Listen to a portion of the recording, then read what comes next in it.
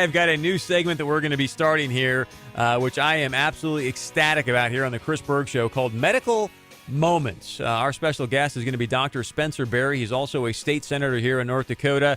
He's got a new program. He is just kicking off. Actually, the grand opening is next week. He's going to be with us regularly. As you know, and I talk a lot about on this show, the healthcare aspect of our country is absolutely crushing us from a cost perspective, irresponsibility perspective. They talked about it last night in the GOP debate, and now we're going to give you some great tools so you can begin to educate yourself, empower yourself, and start to mitigate this problem that we all are facing. We talked about this just a moment ago. The baby boomers right now, 10,000 people every single day moving on to Social Security. You know what that means for Medicare as well.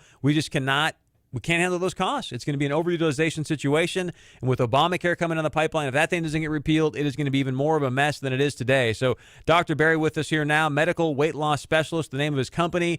Dr. Berg, you and I visited about this in the past, about the impact that obesity, overweightness is having on our program, having on the healthcare, on our program, on the healthcare system. Give us some stats, if you will, about the impact this is having on our nation. Thank you, and good morning, Chris. Yeah, it's a pleasure to be here today. I am embarking on opening a clinic here. You mentioned the opening in the next week or so, and where we're going to be dealing strictly with medical weight loss. A lot of what we know about weight loss currently is the surgical aspects, the lap band surgery, the gastric bypass. What we're going to be focusing on is medical weight loss, and this is an aspect that we've learned a lot about in the last 2 to 7, maybe 8 years. The medical research on this is expanding and exploding, and we're learning and have learned to come to know this as overweight and obesity as a chronic disease, and therefore it needs to be approached that way and treated that way. And therefore what we're going to do at the clinic is to address each individual and look at their individual risk factors, lifestyle, all of those contributing medical factors that go into this, and then we help to educate, but we also then help develop an individualized treatment plan for them that involves prescription medication, it involves nutritional planning, and a variety of other aspects. We try to approach all of the aspects that are important to weight maintenance, things like the metabolic, the behavioral, the endocrine functions, the psychological aspects of it, and also the nutritional aspects. So any program that doesn't really look at all of the things that go into it, they decrease the likelihood of an individual's chances to successfully lose weight and then to maintain that weight loss. And so we're proud to say that the program that we're going to be affiliated and that I'm going to be utilizing in developing these for folks, this has been around for over 10 years. We're currently tracking about 15,000 patients, and we have a lot of numbers that we can follow and that we can show patients about the success of this program. And so, speaking of numbers, I want to get first to, because I think a lot of people go, okay, yeah, I'm overweight and whatnot, but talk to us about the issues that it's having when people, and I've said this again many times before, hey, if you want to eat and drink yourself into oblivion, that's great. Just go pay cash. Don't cause my premiums to escalate because you're being irresponsible in how you're treating your body and yourself. So what are some of the problems that you see right now? I mean, I've read recently on Drudge, by 2030, it's estimated that 50% of America is going to be obese. I also, recently we had some interviews with some Navy people. They said, Chris, only 25% of the people we even sit down with qualify because they can't pass any of the physical tests to become part of the armed forces. So it's a very pervasive problem, but I'm assuming you've got some other stats and things that are making that impact. Sure. The numbers currently, one of the biggest things, and I want us to be very clear from the beginning, in that for years, overweight and obesity, the disease of overweight and obesity has been looked at as a personal failure or sometimes a moral issue. And this is not the case. This is a chronic disease. It needs to be approached that way. There's no judgments made. This is something that we're finding through medical research, that there are biochemical and metabolic changes that occur as we begin to gain weight that make it easier for us to gain weight.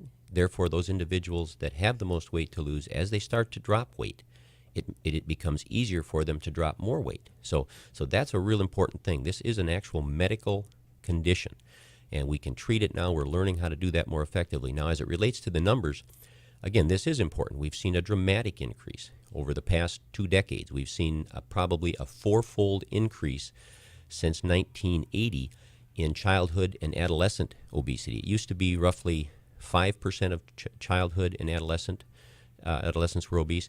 Now we're approaching 20%. All right, that's 1 in 5 of our young folks. We know that when you add overweight to that category, it approaches nearly 35%, or roughly 1/3.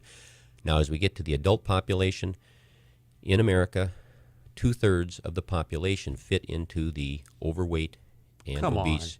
No, 2/3 fit into the overweight and obese category, roughly 67% of Americans, based on the measurements we use to classify this objectively.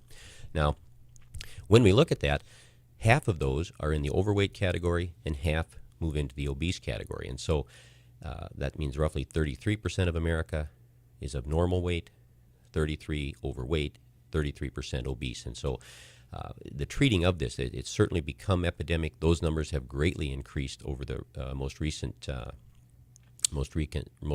decades.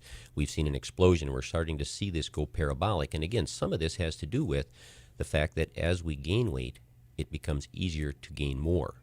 And that's one of the things we're starting to understand. That's what I wanted to ask you, because I think you bring up a great point. Again, Dr. Spencer Berry with us, opening up a new program here in Fargo. You can learn more at fargomedicalweightloss.com. Again, fargomedicalweightloss.com. It's a medical approach to losing weight, which we'll talk about in a minute. It's not a Jenny Craig situation or one of those things. But you mentioned a little bit ago about a lot of people would have guilt around if they were overweight and whatnot. So you mentioned that 66% are either overweight or obese. What's at the root of this problem? Is it the way foods are being processed these days? We just are sitting around and being too lethargic, or what would you say is at the root of it?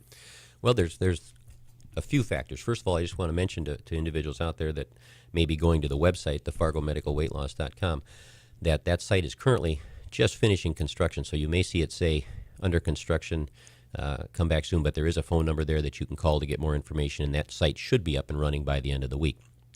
As it relates to the question as to why, there are the whys out there for obesity are as many as the stars in the sky, as far as why the intake is there and why the energy levels are stored like they are.